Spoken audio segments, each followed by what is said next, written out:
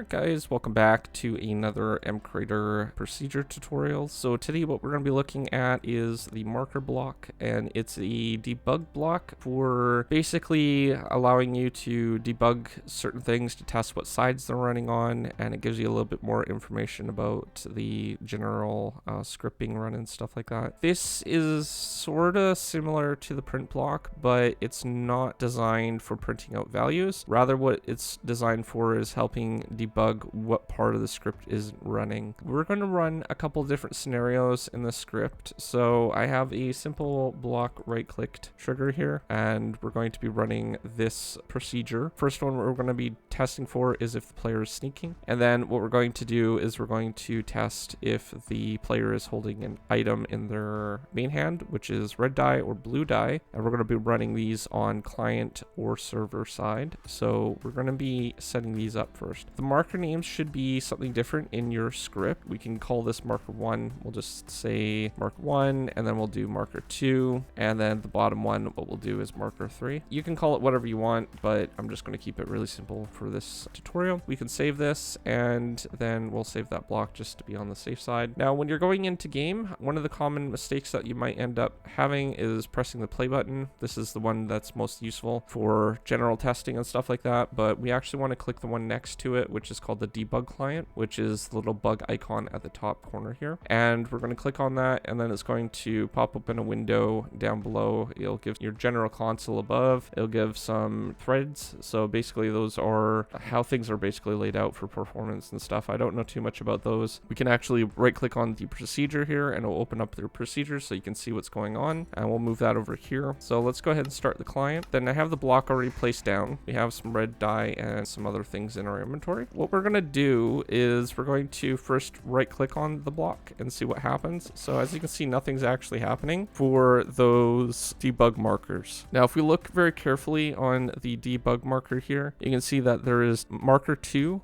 marker 3, and then marker 1. It's right underneath the procedure name. It's very small print. Hardly can even see it from where I'm sitting. It does say the marker name. So we can see in our marker or procedure here that the marker names represent the part. That's why I said to name them something different so you knew which one is actually which. So if we go ahead and sneak right now and right click, you can see this one basically runs one for server side, and then the other one is for client side. And this only runs each time that we right click on the procedure. So if your procedure is actually ticking or something like that, this will constantly climb. Depending on if it's a client or server, it might not do it on both. For example, that's that part. We can also right click on the block with red dye, and you can see that the red dye over on our left hand side here, that is only running on client. So we can see that this is only running on client side, and the blue dye should only run on server side. So we can see that this is being triggered on server side there. It's good for figuring out what parts the script is actually running. It's low impact on performance. It doesn't really impact performance at all. Again, it doesn't help you test the values. Instead, I suggest watching the print block tutorial where I explained how to not only test on client side and server side for the print block, but you can also print out certain values based on that print block as well. So if you're not familiar with how to print out values to console, then go check that video out. For today's assignment, try making a couple markers, testing a simple procedure that you have in one of your mods, and then try to run the bug mode for the debug client, and then see which procedures are actually running and where. So that's your assignment for this week. And if you're new to my channel, don't forget to subscribe, comment down below, rate the video, and I will see you guys next time. Thanks for watching.